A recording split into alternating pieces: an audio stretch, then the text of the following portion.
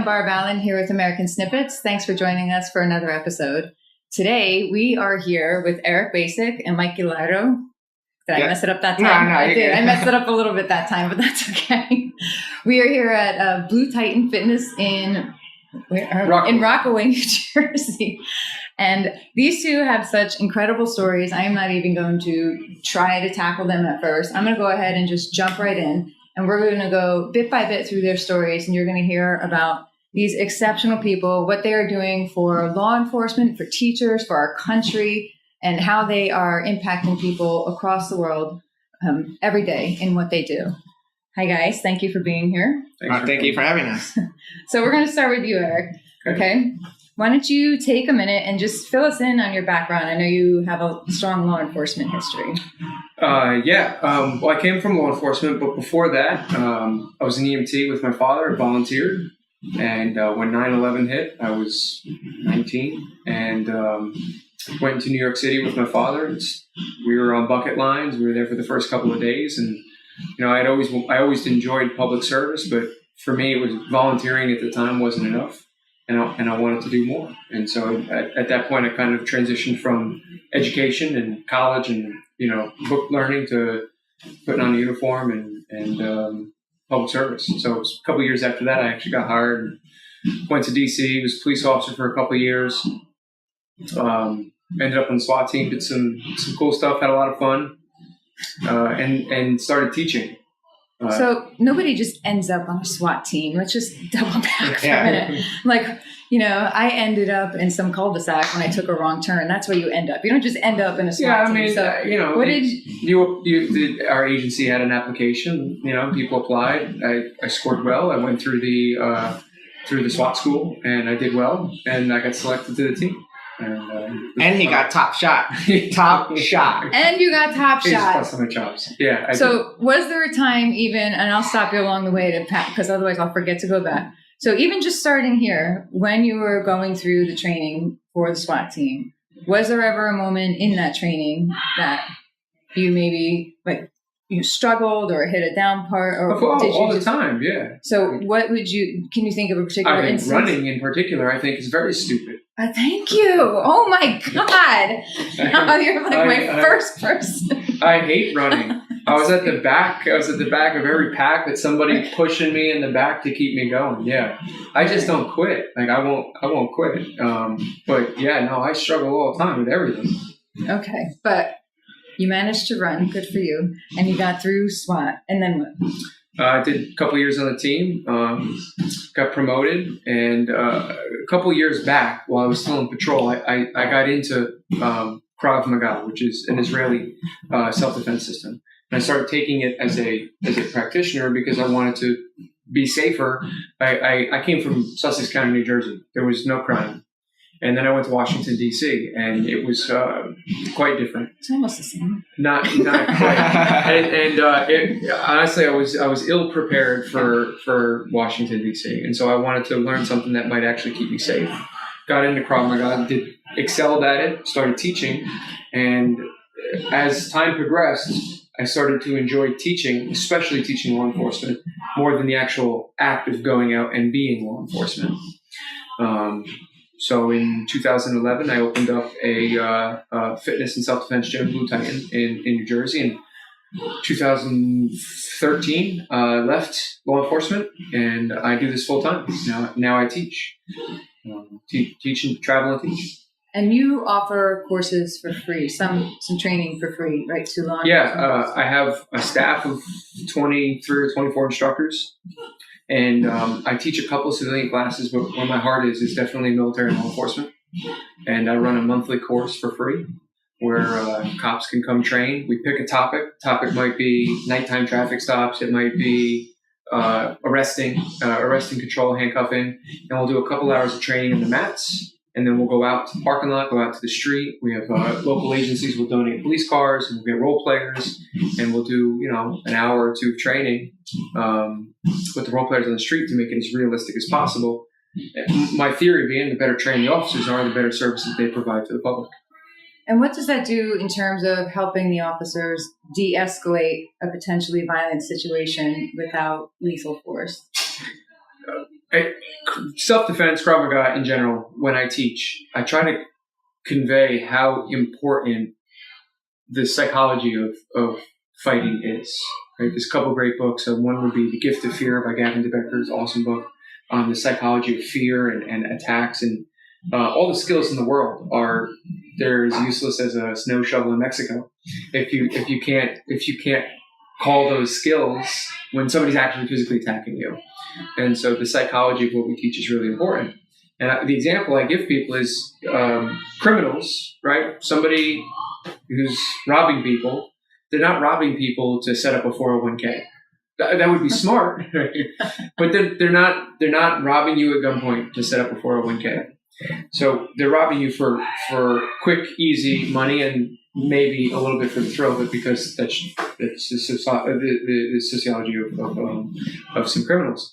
But they're not going to look for the hard target, right? They're not going to look for the guy that's walking with his chest up and his shoulders back. They're not going to look for the guy with the tucked-in shirt. If they're on a traffic stop, they're not going to look to attack or challenge the police officer that carries himself with more confidence and not false bravado, but confidence. And if I were attacking somebody and I was doing it for a quick call, I'd be looking for the easy mark.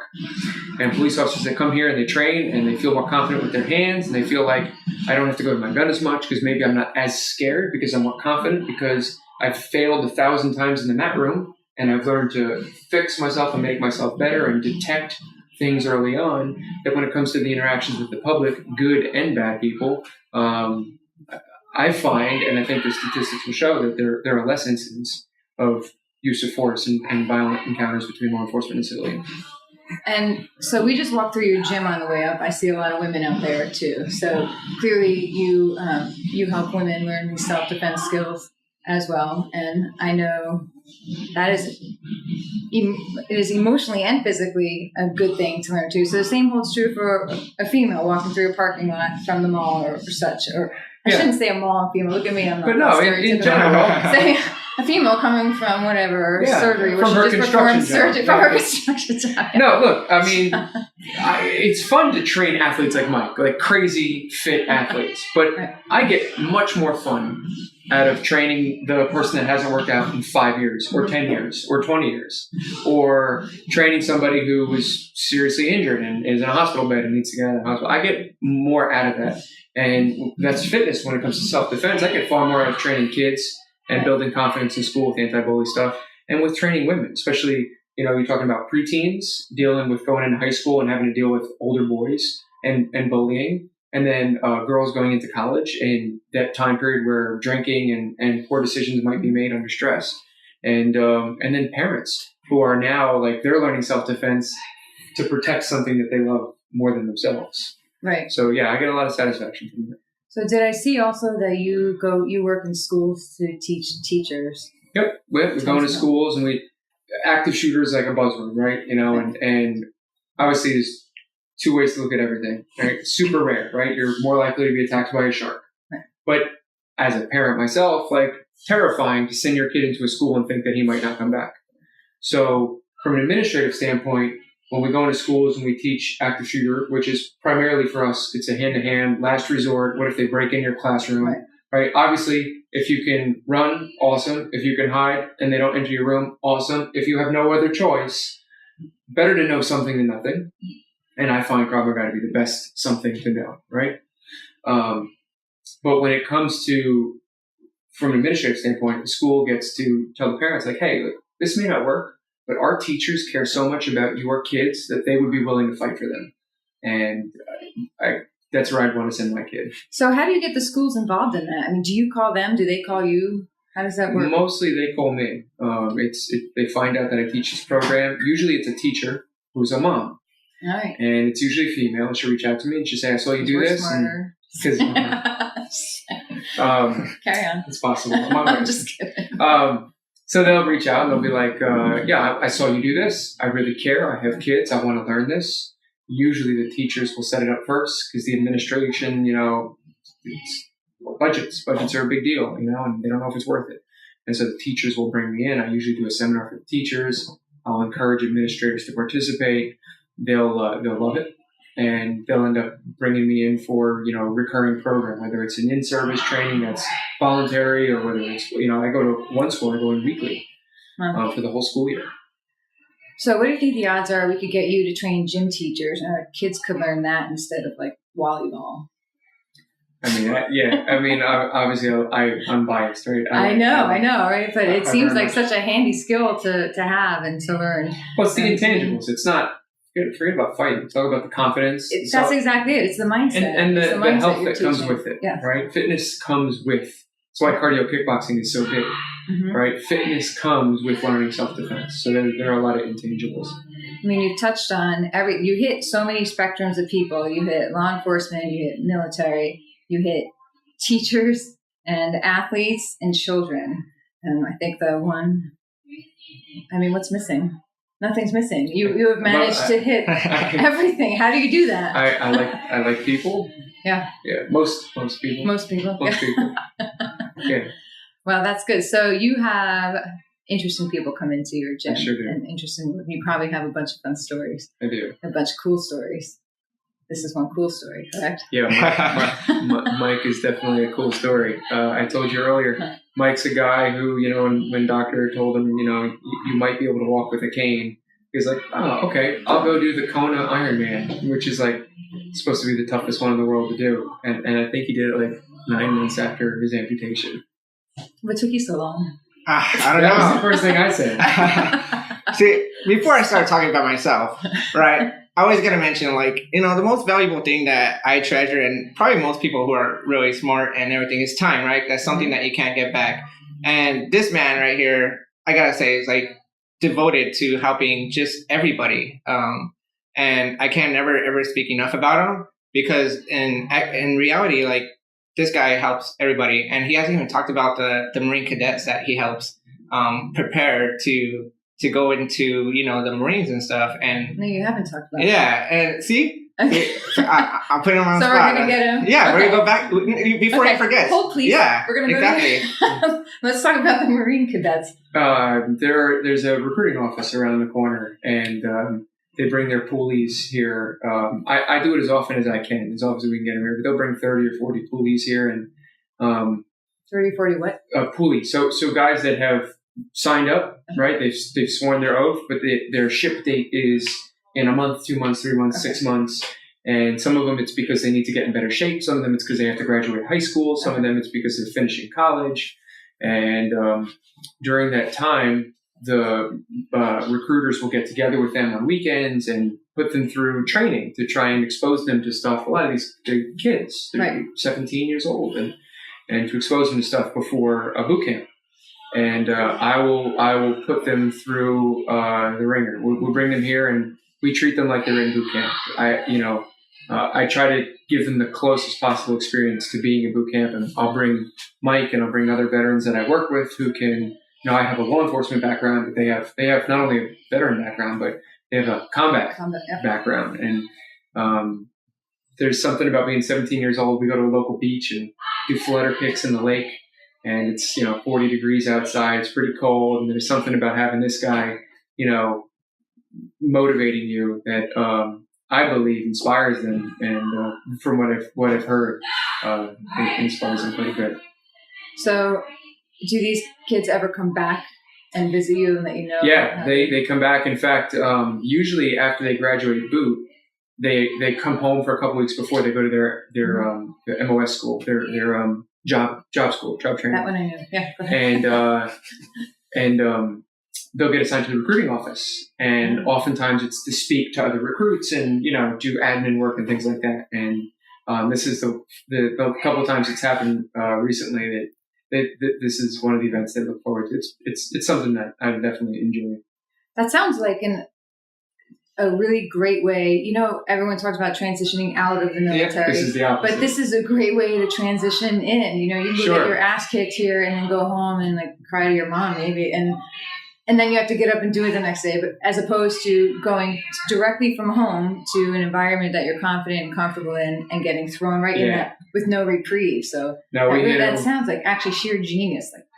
It's Now awesome. they do this everywhere. We hit them with the hose and cold water and put them in formation and make them do team building exercises. And it's not anybody can make somebody run until they can't run anymore. But it's very it's the lessons that I've taken from SWAT school and from law enforcement, and he's taken from the military, and it is very much to the best of our ability in 2 hours, break them down, build them up as a team, and give them a little taste of what they're going to experience in boot camp.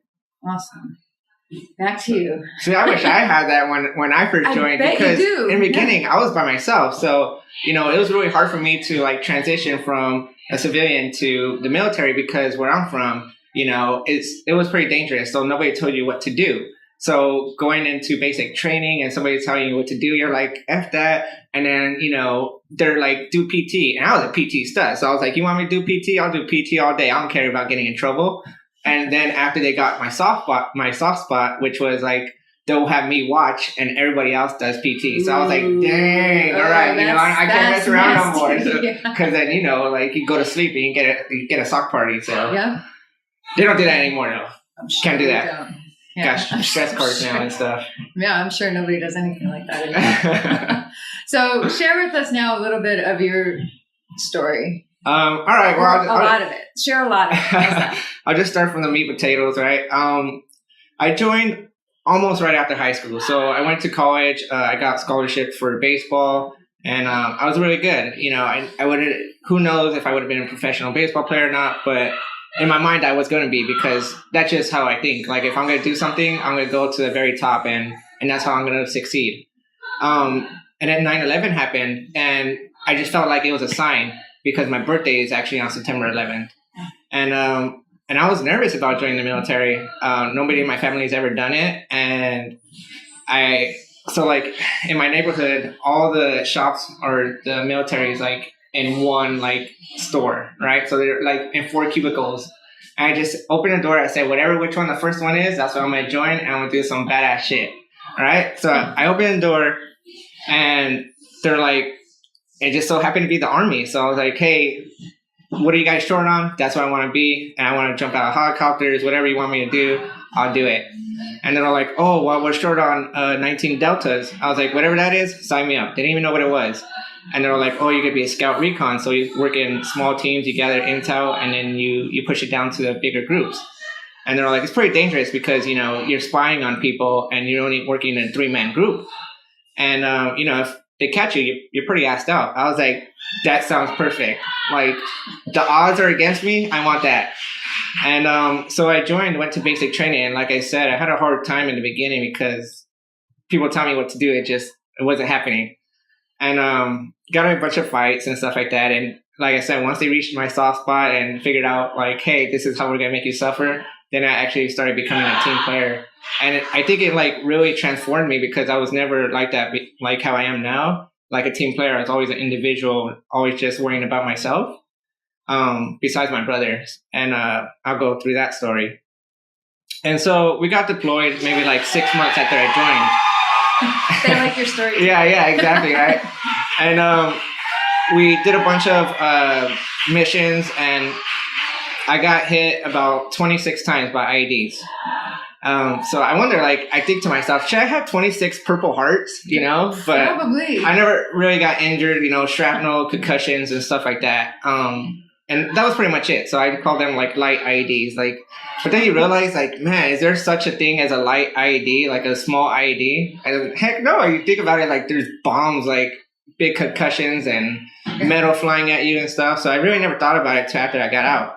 And February, we got like a big battalion-sized mission, which is about like 2,000, 3,000 people. And we had to gather the intel where this guy knew at least somewhat of the hideout of Osama bin Laden, somewhere like of his whereabouts. So they had intel. So they're like, hey, we need you guys to go and clear the route for us. And you're not going to have any help. You guys are leading us. So at 2 a.m, we're like, all right, whatever, this is our job. We got to do it. So we do it. We encounter a couple of IEDs, nothing crazy. So we're like, all right, we go to checkpoint, and then we're like, it's clear. They follow, and we keep going. And so we come across this bridge, and we already know that's like trouble, because the bridge is a one way in, one way out. It's like a death trap. So we're like, all right. So then we sent out some dismounts and stuff like that. And we start crossing out the bridge or crossing the bridge. And one IED blew up. So it wasn't that big, but it was a daisy chain IED, which means there was multiple IEDs. And as we were crossing the bridge, there was the foot mounted patrol on the side. And we saw them. So we tried shooting an IED that we had saw. And from far away, it's really pitch dark. It looks really small, like small as this microphone or something. And as we start going, we're like, dude, we're gonna have to run over this IED. And so we decided to run it over. And as we got closer, the IED just got bigger and bigger and bigger. So we're just like, holy shit. Like, you know, if we run this over with the Humvee tire, it's gonna absorb everything, you know, rubber and everything. So, and it pretty much did. And again, the engine had foul out of the Humvee. And then after I blew out the truck, and my other guys were unconscious. So I saw that my TC, the truck commander, the guy who does all the stuff, I was a gunner, the guy who sticks out and most likely gonna die first. And, you know, I wanted that responsibility because, you know, I couldn't imagine living with myself saying like, hey, I could have done something and this guy passed away because I wasn't in charge. So I always wanted to be that guy to sacrifice himself for anybody else. And, you know, so we ran over the IED and I saw my truck commander unconscious and I thought he was dead. So I panicked, right? And I went to the door, I tried to open it and it wasn't coming loose. So I put my foot on the door to try to pry it open for some extra strength. And next thing you know, like I just felt some heat. And then I'm like in so much pain. So I looked down and my Achilles tendon was melted from the truck door because it was still like on fire. And I just passed out. Next thing you know, I woke up in the hospital. And the only thing I could really think about was like if my truck commander had died or not. And then I didn't find anything out till like maybe 3 months later where he actually called me and like just started crying. Like I was finally relieved because I couldn't sleep, couldn't do anything. And my mind was nothing. It was just on that, whether he had lived or not. And I couldn't live with myself like if he had passed away. And so I got a call later and I was just like, thank God, you know, like to this day, like I could feel that emotion like of relief, you know? And so I still had my limb and I had like maybe 10 surgeries. And, you know, it sounds like a lot, but then like you think about all these guys who are like burn victims and stuff like that, they have hundreds. And I was tired with 10. So I was just like, that was about 6-7 months with 10 surgeries and trying to fix it and screws and nuts and bolts in my leg trying to like put it together. I just said, Doc, it's not working. Let's just amputate it. And he's like, no, give me about like 3 or 6 more tries. I'm like, dude, are you crazy? Like, I ain't trying to do that shit. Like, just chop that shit off and let's go. And he was like, all right, whatever. And so next thing you know, I had the amputation. And, you know, I was like, I had the amputation and finally sunk in, like, what the heck am I going to do with my life? Like, I can't run anymore. I can't do anything because this is what the doctor's telling me, right? And so, like, for a day, I felt sorry for myself. Like, oh, man, like, what am I going to do? Like, I was asking myself that question. Pretty sure everybody does, you know? And then, you know, I said to myself, I thought about, like, things that my mom had told me and stuff like that. And, you know, she just said never quit no matter what. Like, just always fight it out. So, you know, I finally snapped out of it and said, you know what, like, I'm just going to do the rehab and I'm going to fight through it. And then I started thinking like, fuck the doctor, dude, you know, like I'm going to prove him wrong. So I started thinking like, what's the hardest thing? Like a marathon, swimming, like running, like what's the hardest thing?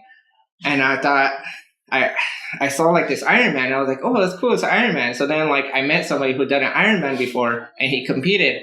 And I was like, hey, what's like the toughest Ironman that you could possibly do? He's like, oh, the Kona. And I was like, all right. So I had no idea what it was.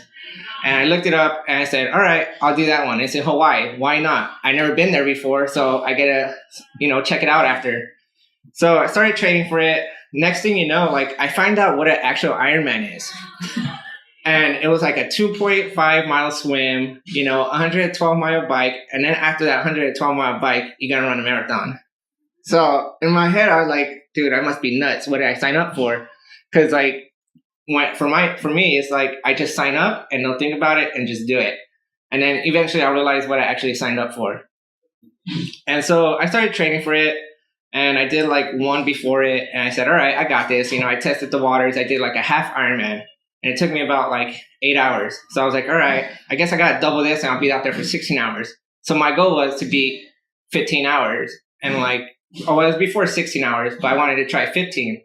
So I ended up doing it, flew to Hawaii, and this was like 2009. And I was shaking, like, 9 months into it. I'm like, into my amputation. And I'm like, you know what? 16 hours. It's just 16 hours. And then I started thinking about it, like, why am I, if I thought about 16 hours, I already had failed. So I just said, you know what? One stroke at a time for swimming, for cycling, one revolution at a time, and from running, one step at a time. So as I got there, it started getting easier and easier. Like, oh man, like I'm tired, but you know what? It's just one more stroke. Same thing with the bike. Man, I'm tired, but it's just one more revolution. And then once I got off the bike though, mentally I hit the wall and it said, damn, I still had 26 miles to go, right? So like mentally I fucked myself and I started walking.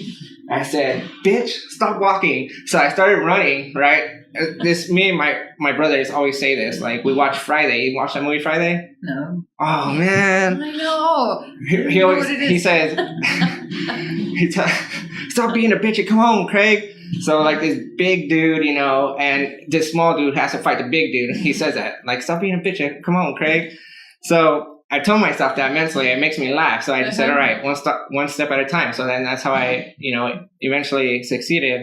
And I got like 15 hours and 34 minutes or something like that. So then he's crazy. So then I thought about like, what am I going to do next? All right. And then I started doing like, somebody's like, you should try CrossFit. You'd probably be really good at it. So then I started doing it. And then after I was like, oh man, I'm getting really good at this, like really good. And so I started doing competitions and then like started placing like top half. And like, this was like able-bodied people. So I'm facing people with like regular 2 legs, 2 arms, whatever. And they're just like looking at me like, dude, who is this guy? So then I got like really popular from just doing competitions and like just doing a whole bunch of placements and like winning all the adaptive ones. And, it was pretty cool. Like, just being really at that elite level. And so I got done with that and I said like, this is still like, I'm missing something. So then I had met Eric and I was really shy at this time. Didn't speak to anybody. I went to the competitions. I did the competition. That was it. Went to my bedroom and that was it. Like, that's all I did. It's hard to imagine. Yeah. And so once I met Eric, like, he helped me out. Like, he helped me get a service dog and that service dog just opened doors wide open. Like, because everybody comes up to me, Emmy and everybody, and they're like, oh my gosh, cute dog. And then, Eric's had always helped me like improve my speech, and I used to stutter a lot more and couldn't start conversations. So that was my problem. I wasn't like scared of anything, but what I was doing was scared of talking to people. And, even my childhood, like I was always like friendly and stuff, but then, as a veteran and people shooting at you overseas, like you don't know who to trust. So like I didn't go through that transition from military to civilian. And so it's hard to trust people when they're just constantly trying to blow you up and shoot at you and stuff like that. So, getting people like Eric, again, sacrificing his time to help me, transition to that civilian. So how did you guys meet then? In a competition. At a competition that he went to, yeah. We flew him there and covered his travel expenses so he could participate. It was a charity workout for a soldier that was killed. And we met and we started doing some charity stuff together. Then you realized you live in the same... He didn't live here. Yeah, I actually moved here maybe about 1.5 years ago. Wow. Yeah. Mike... that could be like more stories. It could go on for days, So so Major League Baseball offers interns for wounded service members, and he applied. It was in graphic design. He had no experience, but basically told them like, "I'll work harder than anybody else." They hired him. He successfully completed the internship. They offered him a job, and now he has an Emmy. Yeah. Why not? Right? Yeah. Oh my goodness. So again, like, so now you have an Emmy. So you yeah. do Konas and you have an Emmy, and what else does it do? Well, that's the thing too. It's like it's funny because people work their whole lives to get one Emmy. Yes, and like they do. It was pretty cool to work there for a year and help a team. Again, like this is all like a team building thing where people support you, people like want to encourage you to do better. And that's why like I always tell veterans to hang out with people like Eric. They always improve your life. Yeah. And the thing is, it's like you guys help each other without even knowing. Like we both, improve each other's lives, and everybody around like that we go because of positivity, the success that we have in our lives, the drive that we have to succeed. And a lot of people always ask me like if the IED, my leg, was the worst thing that ever happened to me. And I tell them no, that was like just a paper cut. And the worst thing that ever happened to me was when I was 10 years old. My mom had passed away from cancer, and she was only 37 years old. So me and my brothers had to survive on our own. None of my other family members wanted to help us out. Nobody wanted to do this. But my mom was very smart and succeeded in life. She bought her own house, so we were able to stay there. It had like an acreage, and it was in Los Angeles. So, a house like that with the acreage in Los Angeles is worth a lot of money. So when I was, 11 years old, I had skipped school, talk about bullying and stuff like that. I wish I had that when I was smaller. And I always had to defend myself because I took a year off of school so that I could help my brother. My brother was a junior in high school, so he was able to take care of us, but he couldn't go to school. So I missed school, and I would literally like go to Costco and like buy M&Ms and stuff, like those big packs, and I sell them, and we'd get money that way. I go cut people's yards and stuff like that. So we had to survive at such a young age to go. And so even though the death of my mother was very like awful, it still brought us together stronger to survive and to get that will ever since I were little to succeed. So that in itself was probably the hardest thing. And even now, me and my brothers, we always just, try to make her proud by not only speaking about her name, but getting other people to succeed, because that's all she did. I remember one story when I was I don't even know how I remember this because my memory is so horrible. So I was 8 years old, and every year for Easter, we would go out and we hand out baskets. And she'd buy like those big, like 5-gallon things, like baskets, and put like $100 worth of toys and candies and stuff like that. And she worked 2 jobs, single mother. And we would go out there, and she literally sell these tubs for like $20, and they were worth like $100. And so I never really got it. And then until like another family came and they couldn't afford the $20, and it was our last tub. And like the kids started crying and stuff, and they started walking away. And she's like, go get them. And I was like, why would I go get them? You can't afford it, And I was small, like I didn't know any better. So she just smacked me right in the head. Go do what I told you to do. Go get them. And she gave them the tub. And from there, that changed my whole life of like always trying to help people. And from there, like, just the 10 years that I had with her, she taught me so much, and every day I thank her for that, because I probably in 10 years had the best mother ever, so. That is a lot. Yeah. That is wow. That you are, I don't even know the words to say that. I mean, you are absolutely a role model for anybody. And I say this knowing that you have moments where maybe you don't feel so great, or maybe you're not so pleasant. Like being a role model or being somebody who inspires others doesn't mean you have to be up all the time. It just means you have to get back up after you get down, right? And so you just keep doing that. And that's the thing, like, yeah, I have so much like success, right? Or whatever, like what people see as success. But like when I hang out with people like Eric, like yourself, like that's not success. Like the Emmys and all this stuff, like that's cool and all. But how many people have I impacted since I've been alive? How many people have I helped?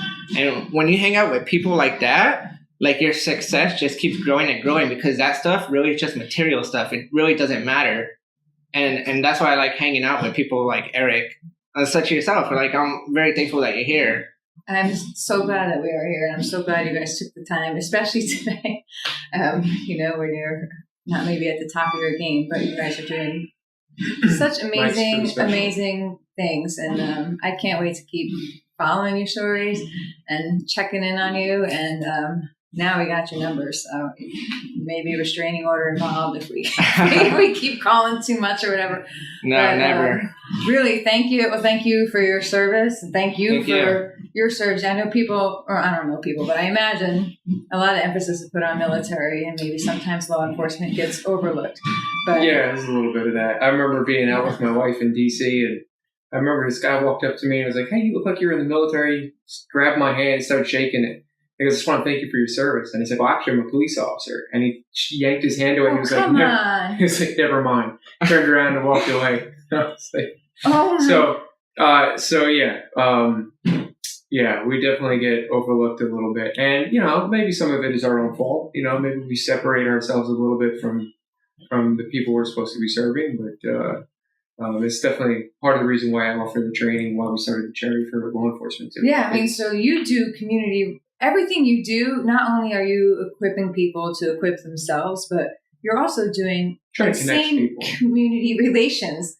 I mean, for law enforcement all over the country, and especially in these times, where there's always Very so easy much to be cynical. hatred, for law enforcement. And the only problem I have is when I get a ticket, right? Like the rest of the world. But you guys have come through, so many of you. I know law enforcement officers, and I know their wives, and I know their families, what they go through. And it is another calling that you really just have to be completely committed to. My grandfather was deputy inspector at NYPD, so I grew up hearing his stories, right?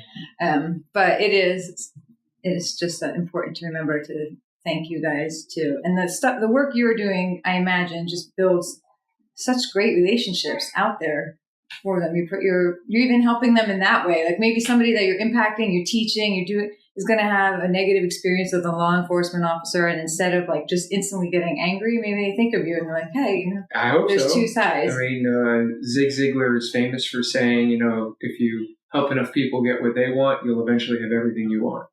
And I believe that through and through, for sure. I think American Snippets, what we do too. That's why we're out here doing this. So thank you again so much. If people want to learn more about you and all the organizations you're involved in, I know we only touched on really. What else is there that we have not touched on? I would send people to our charity. Our website is staysafefoundation.org. Okay. Stay safe is kind of, when police officers chat with each other, before they leave or part ways or, whatever, go their separate ways for the day or end a phone call, they'll either often will say be safe or stay safe to each other, because we know that could be the last conversation we have with each other. And so that's kind of where I got the name staysafefoundation.org. So what does that organization do? Twofold, right? So for the last 5 years, I've been doing a lot of work with veterans and mentoring. So we take guys like Mike, who have, quote unquote recovery's, an ongoing process, but somebody who's definitely on the better side. And we use him to mentor guys that are not on the better side. And because he is a veteran, because he's been in their shoes, he can relate. And it's a lot different than a civilian coming in with a free t-shirt, saying, "Hey, go to my Alaskan fishing cruise." Yes. Not that that's not cool, yeah. But it's a lot different than Mike going in there and being like, "Had a rough day," like, "I've been there."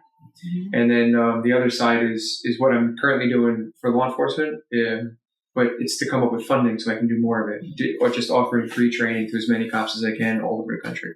So they can go to staysafefoundation.org. staysafefoundation.org, and there's avenues there for them to donate or become. They can donate or they can reach out for help. Yep. Or reach out for help. For sure. Awesome. Thank you.